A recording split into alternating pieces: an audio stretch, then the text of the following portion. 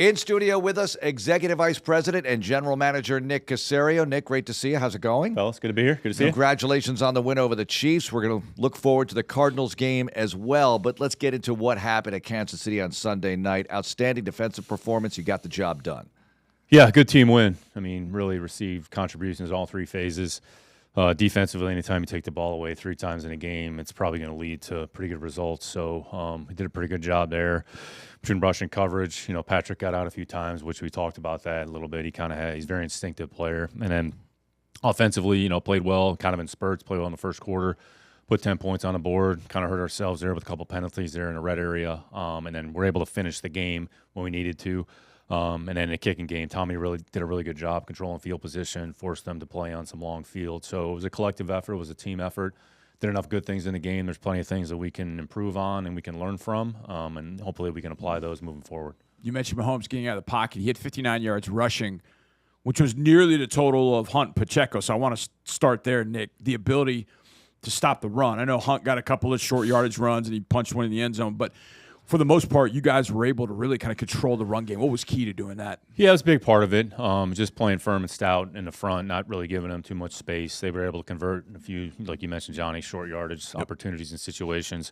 But overall, I mean, we've played pretty solid run defense for most of the course of the year. Sometimes our issues have been if we get out of a gap. But when we play disciplined, we play with the correct technique and assignment football, then it usually leads to good results, which if you can handle the running game, and then it forces them to become more of a throwing team, which when we get to Arizona, it's like the inverse because they're basically a passing team. So, but relative to the other night, I mean, the run game, I mean, Patrick accounted for half of the runs on the scrambles. So overall, did a pretty good job. Texans running game, you stuck with it. You look at, what was it for Woody Marks, 68 yards on 26 carries. I know you want a higher yard per carry number, but you stuck with the run, and you made some big plays. That 8-yard run to get you the first and goal was huge. There were several others. Yeah, the run game was tough sledding in there, and we talked about this before the game. I mean, this is one of the better defenses that we're going to play this year. They're very strong, very physical, 2 good linebackers. I think Bolton and Tranquil combined for 23 tackles, so they're a big part of the running game. But sometimes it's just a matter of stick-to-itiveness, and then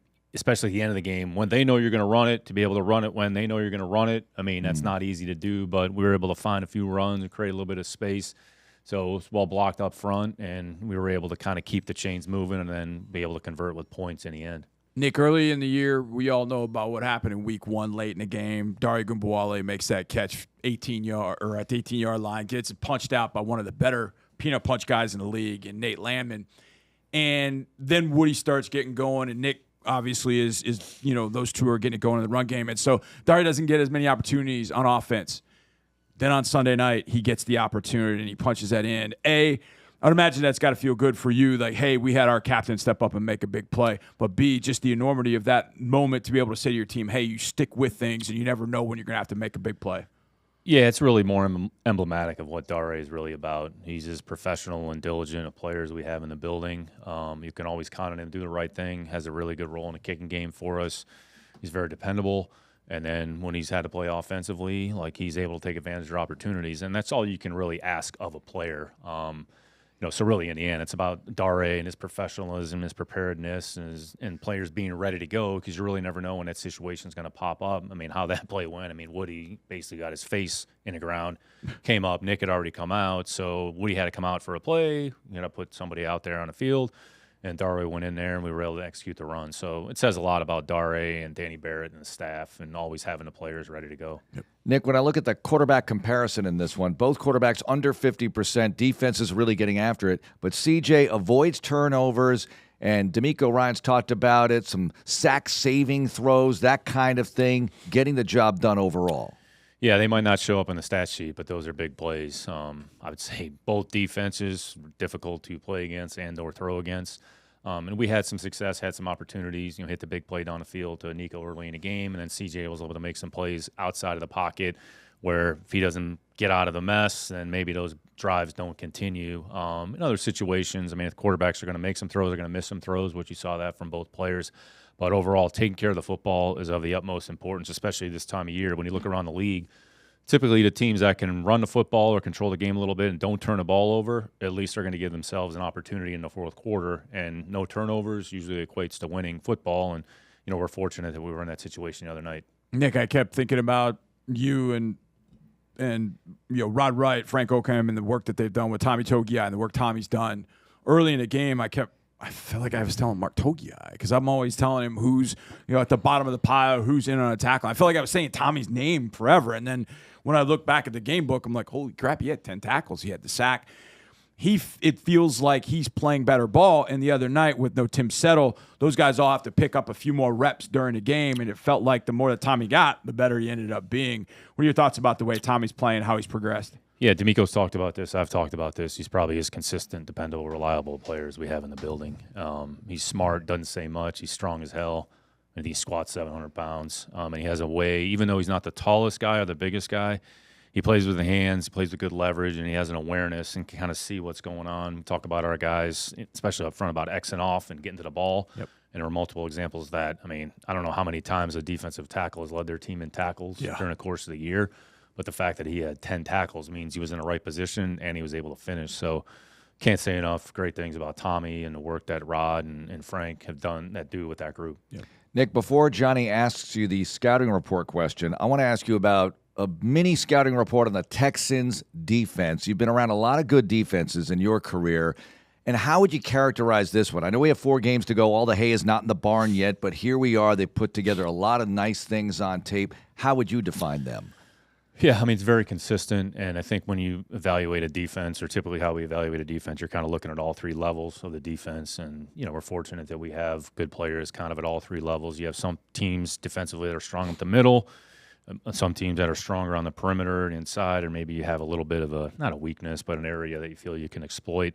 I think the players that we use, I mean, the one thing, we have a lot of depth, and they execute in their assignments and play the techniques the right way for most of the time. And playing good defensive football is about being disciplined, it's about being in the right spots and not giving up big plays. In Kansas City, had a few chunk plays the other night, like hit the one to Brown in the deep part of the field, and that usually leads to scoring. So when we've kind of probably had an issue, those are plays that have popped up, but for the most part, we've done a pretty good job of mitigating the big explosive plays. We've been able to take the ball away. And then at each level of defense, you certainly have to deal with personnel and some challenges. So, the big thing is being able to continue it week to week. There's going to be some challenges that we see this week, quite frankly, that we haven't seen all year relative to, I'd say, it's probably one of the more explosive passing attacks, in the league. So different challenges each week, but being able to respond to those challenges and having good depth and good players at all 3 levels, that's kind of what makes this, a pretty good unit. I know how to take clues, and Mark wants me to ask you the scouting report question. So this one becomes interesting, Nick, because it's a team we don't face often. It's a team that's going through some challenges because of some injury stuff with a couple of their key guys. So, but it's a quarterback that you know very well. So let's start there with Jacoby Brissett. And let's get the scouting report in Arizona Cardinals. Yeah, just organizationally, I mean, John and Monty have done a really good job of putting the team together. Right? Like you said, they've had a number of injuries, as many as any team in the league in some key spots. But, offensively, they've, when Kyler got hurt, they've gone with Jacoby. And Jacoby's played as good a football as any quarterback in the league. I think his attempts to interception ratio, it's like historic. It's one of the best in the history of the league. He doesn't really turn the ball over. Big, strong guy, smart. He can get the ball really at all parts of the field, makes quick decisions. I would say he's probably played as well as he has this year than he has at any point in his career. And that's a product of 2 things. Number one, comfort level, let's say with the system. He's kind of learned that, Coach Petzig's system. They've kind of evolved a little bit. Number 2, like their skill, tight end and receiver. You'd be hard-pressed to find a collective group. McBride's one of the best tight ends in the league that probably nobody talks about. But he's going to go over probably 100 receptions and 1,000 yards, which not too many tight ends do. And I'd say Wilson has really picked up the slack with Harrison being out. And then when Marvin is healthy, between Harrison and Michael Wilson, 2 really good receivers. And they're a throwing team. They probably average 40 to 45, 50 attempts in each game. Jacoby's done a good job making good decisions. They've kind of had some moving parts there a little bit in the offensive line. Same thing at running back. But overall, this is a throwing team. And they win by passing the football. And then as a team, I think they've had 4 games that lost by combined 13 points against playoff teams. Jacksonville, Tampa Bay, Green Bay, and there's Seattle, earlier on in the year. So, they present a lot of challenges offensively and defensively. Their scheme is very unique to what they do. Not everybody plays defense the way that they do. Kind of how they deploy their people is different than most. I don't want to say it's chaos, it's organized chaos, but they usually end up in the right spots. If you were to work back to front, I mean, Budda Baker is like a maniac back there. I mean, this guy is explosive. He's fast. He's tough. Hundreds of tackles each year. He's a big part of what they're doing. They have a pretty good 1-2 punch between him and Jalen Thompson. I know Thompson got hurt there the other day. We'll see if he plays. And in a corner, they got some good young players. I mean, drafted Will Johnson in the second round, who was injured coming out of Michigan, but he's played a bunch. Max Melton's played a bunch. Denzel Burke's played a bunch. They moved Garrett Williams to nickel. And then the front, I mean, they re-signed Campbell or brought Campbell back, who's still a problem. They signed Josh Sweat, free agency, who Jonathan Gannon was with in Philadelphia. And then they signed Davis Gaither at linebacker, who he starts at linebacker, and he also leads them in special teams tackles. Drafted the Simon kid from Ohio State in the 4th round or whatever it was. So this is a good football team. They have talented players. I would say their record is probably not reflective of the team that they actually are. So we understand the challenges are in front of us. No different this week than it was last week. You have to have a good week of practice and preparation and get ready for a team that, to your point, Johnny, like we don't see very often. And when you go back and look at the game 2 years ago, I mean, it came down to the wire. We had to get a 4th down stop. I think we blitz zeroed them, and then they threw the interception. But we turned the ball over in that game. So, again, that game it's relevant. It's not relevant, but it is relevant, just kind of as a reference point. Yep. You were part of a brain trust that drafted Jacoby Brissett, 3rd round, right? Yes. And we saw him week 3 of his rookie season beat the Texans at the time. He's beaten the Texans with 3 different teams, and obviously this Sunday is a big job. But as a guy who evaluates talent, when you draft a player in that spot and you see how his career goes, does it make you happy for the player in a way just to see that they've had a decade-long career at least in the NFL? I know it's not with you, but sometimes it doesn't work out that way, as you know. For sure. Jacoby's a great kid. Works really hard. Takes a lot of pride in what he does.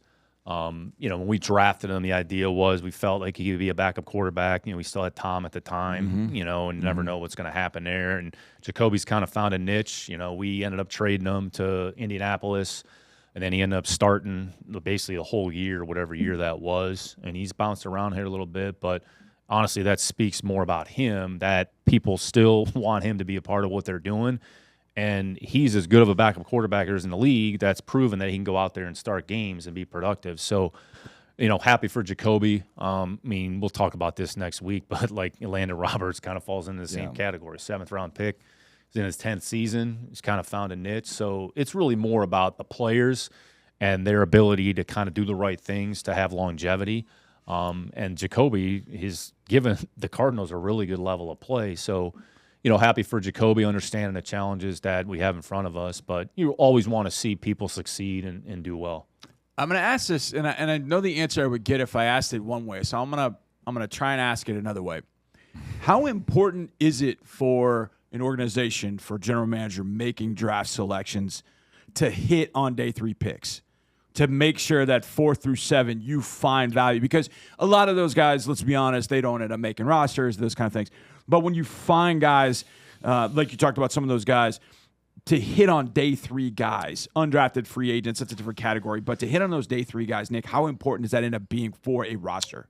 Yeah, look, there's no perfect formula on this on the draft, and there's plenty of players that don't work out the way that you hope they do, but you're just trying to build as much quality depth across your roster, and the reality is, like, players can come in all different shapes and sizes and different rounds. I think everybody focuses on the early rounds for whatever reason, but we probably allocate as much time and resources to 4, 5, 6, 7 undrafted, and it's the same criteria that we use to evaluate the early players as well. So you're just trying to build the depth of your team and just trying to make good decisions. I think you're starting to see a shift towards younger players in the league, quite frankly, and you're starting to see more late-round players stick.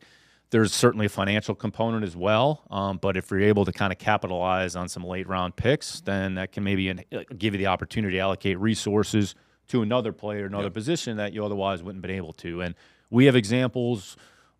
Everybody around the league has examples of that, so we're no different. So we take a lot of pride in just trying to find the right players for the program wherever they come from. A guy that ended up being a first-round pick, and I know it was a guy that we got asked a lot about because people thought maybe we were going to draft defensive tackle, and that was Walter Nolan. A guy at Ole Miss that is wildly talented. He ends up going to the Cardinals. I know he's hurt for a while, but then when he burst on the scene, he was really tough. What have you seen from him? I know he's been banged up at times throughout this year, Nick. What have you seen from Walter Nolan? Yeah, they've started to roll him in there. I mean, he's big, he's strong, he's athletic, he moves well for his size, has some short space quickness, can kind of get on edge here a little bit. So, I mean, honestly, between him, Calais, I mean, they've got a decent group of players here that they can roll on the inside. So it looks like he's going to be a big part of what they're doing moving forward. He's healthy, he's available, so he's out there, and he's helping their defense. Yep.